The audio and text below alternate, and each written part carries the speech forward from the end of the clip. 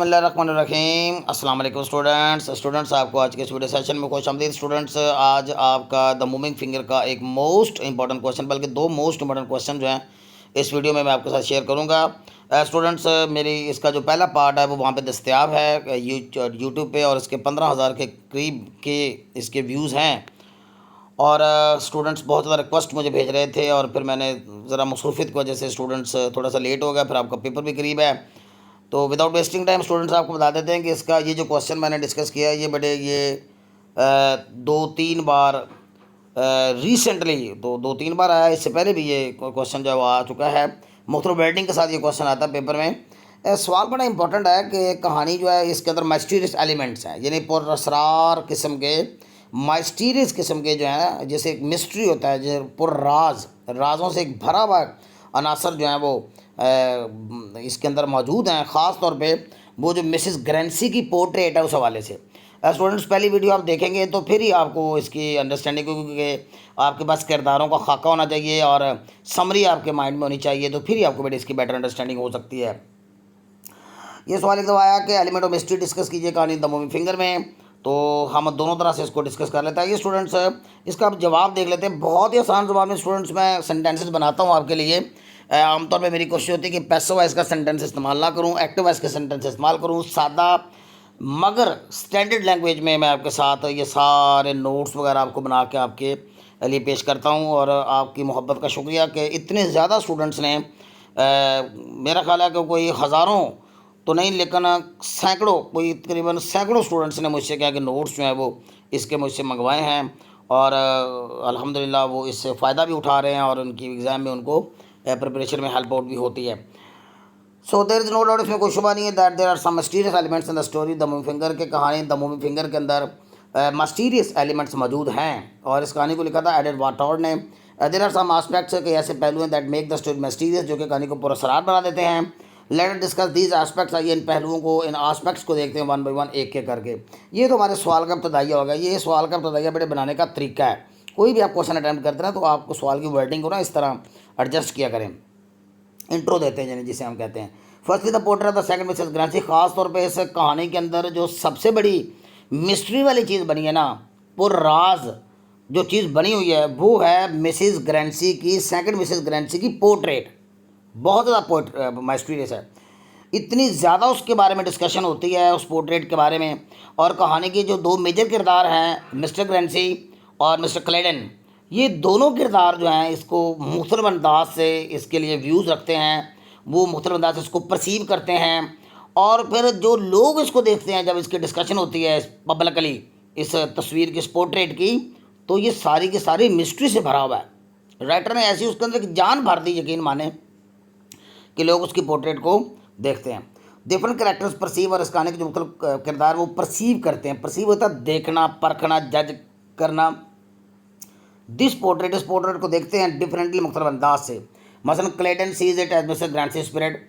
मसलन क्लेडन जो है, जो कि पेंटर है, जिसने मिसेस ग्रांसी की पोर्ट्रेट को तख्लीक किया है, जो कि इसका खालक है, वो मिसेस ग्रांसी की रूह के तौर पे इसे देखता है कि इसके अंदर मिसेस ग्रांसी की रूह है। वाइल का माना यहाँ पे जब के है, इसलिए मैंने लिख दिया ब्रैकेट में वेयर एज लगा लें या वाइल लगा लें। मिसेस ग्रांसी परसीव, और मिसेस ग्रांसी जो है वो उसको परसीव करता है। ये परसीव्स एस लगेगा, सिंगल नाउन है चूँकि एस लगेगा। परसीव्स या व्यूज़, यहाँ पे भी एस लगेगा। व्यू करता था अमेजिंग पोर्ट्रेट, वो इस हैरान कन तस्वीर को देखता है as a source of remembering his late wife, अपनी मरहुमा बीवी को याद करने का एक सोर्स, एक ज़रिया। हम पढ़ने वाले हैरान हो जाते हैं कि ऐसा क्या है इस पोर्ट्रेट के अंदर कि हर कोई इसके ऊपर जान दे रहा है, हर कोई इसके साथ अटैच है, और हर कोई इसको मुख्तलिफ अंदाज से देख रहा है, और उसको इतनी ज़्यादा डिस्कशन का एक मटीरियल बनाया हुआ है। ये हमारे लिए बहुत बड़ी मिस्ट्री है, बहुत बड़ा राज है। ये ह्यूमन नेचर है, इंसानी फितरत होती है कि जब एक चीज़ को इतना ज़्यादा डिस्कस किया जाए ना, तो हमारी ख्वाहिश होती है कि हम उस चीज़ को या उस बंदे को या उस बंदी को ज़रूर एक दफ़ा जो है वो देखें कि इसके अंदर ऐसा क्या है। तो ये हमारे अंदर एक्साइटमेंट है, सस्पेंस है, क्यूरियोसिटी है, और मिस्ट्री है जो चीज़ ये क्रिएट करती है।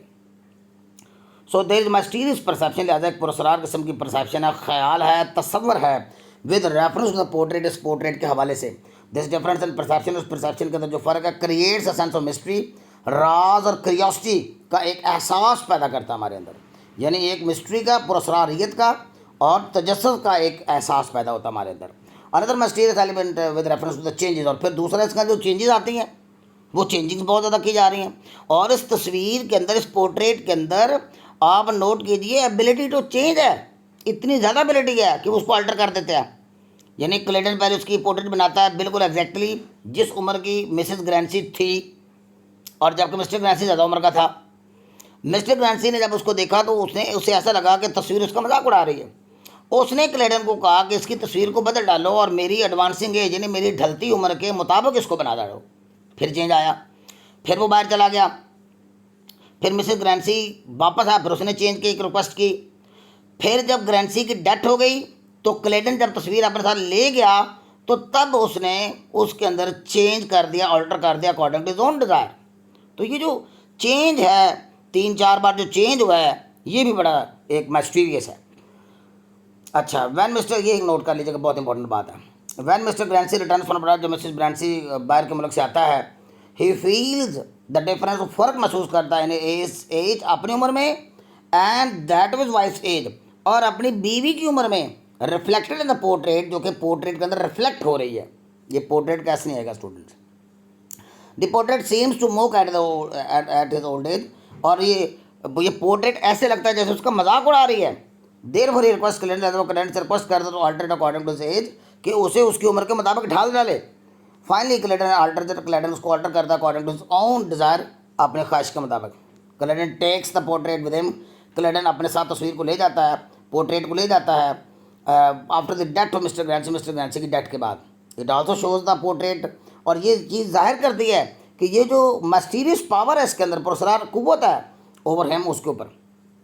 बहुत द मेजर कैरेक्टर कहानी के दोनों मेजर किरदार जो हैं शो इमोशनल अटैचमेंट, वो जज्बाती वाबस्तगी जाहिर करते हैं, शो करते हैं द पोर्ट्रेट के साथ। Moreover there are various elements, फिर इसके अंदर, इस कहानी के अंदर ऐसे कुछ वाक़यात ऐसे दिखाए गए हैं, और कुछ अकरेंसेज, ज़ाहिर होना, अक्कर होना, कुछ वाक़यात ऐसे दिखाए गए हैं because of which mysterious elements in the story जो है वो क्या अंडर डिस्कशन, स्टोरी के मिस्टीरियस एलिमेंट जो है वो और भी परमानेंट हो जाते हैं, नुमाया हो जाते हैं। मसलन यहाँ पे 3 लोगों की डेथ गई है, the death of the 3 persons, यहाँ पे 3 लोगों की मौत दिखाई देगी है। पहले मिस्टर ग्रैंसी पहली मरती है, फिर सेकंड मिसेस ग्रैंसी मरती है, और एंड में हम जानते हैं कौन मरता है, मिस्टर ग्रैंसी मर जाता है। तो ये इस घर के अंदर क्या एक चीज़ है, क्या एक माहौल बना हुआ है कि घर के अंदर 3 लोगों की कहानी के अंदर हमने क्या देखी, अमवात देखी है, step by step. First of all the first Mrs Grancy dies, the reason of her death has not been explained, उसकी वजह भी बयान नहीं की गई। Then the second Mrs Grancy dies all of a sudden, फिर अचानक मिसेस ग्रैंसी सेकंड भी मर जाती है, ऑल ऑफ ए सडन मर जाती है। Her death arouses a sense of curiosity, और तजस्सुस और सस्पेंस पैदा होता है। फाइनली वो see the death of Mr Grancy, फिर मिस्टर ग्रैंसी भी मर जाता है एंड पे। तो ऑल द 3 डेथ्स, और ये जो तीनों वो आते हैं one by one in the story, make the story full of mystery, इस कहानी को फुल ऑफ मिस्ट्री बनाती है। ये मैंने 4 एग्जाम्पल्स आपको दिए स्टूडेंट्स, आप इसमें को पहले 3 भी लिख दें तो भी गुजारा हो जाएगा। कंक्लूड करते हैं, we can conclude by saying that mystery comes from the difference, और मिस्ट्री यानी इसके अंदर पुरस्कारियत कहाँ से आई है इस कहानी के अंदर? एक तो डिफरेंस ऑफ परसेप्शन, वो जो मुख्तलिफ ख्यालात हैं, तस्वरात हैं इस पोर्ट्रेट से मतलब, about the portrait, its ability to change, और फिर इस पोर्ट्रेट के अंदर वो जो एबिलिटी है बार बार चेंज होने की, चेंज किए जाने की, तब्दील लाई जाने की, करेक्टर्स इमोशनल अटैचमेंट, और फिर किरदारों की जो जज्बाती वाबस्तगी इस पोर्ट्रेट के साथ, and the depth of the 3 characters in the story. ये 4 मुख्तलिफ पॉइंट्स हैं स्टूडेंट्स जो कि इस वाले से इंपॉर्टेंट है। स्टूडेंट्स मैं कोशिश करूँगा अगर टाइम मिल गया तो मैं इसके थीम्स के ऊपर ना एक क्वेश्चन जो है वो बना दूँ, छोटा सा क्वेश्चन होगा। मैं एक ही वीडियो में ना थीम का सवाल भी और क्लेडन का करेक्टर भी, यानी ये 2 सवाल जो है एक ही वीडियो में कोशिश करेंगे कि आपको एक 2 दिन में मैं बना के दे देता हूँ। Okay students, till next video, अल्लाह हाफिज़।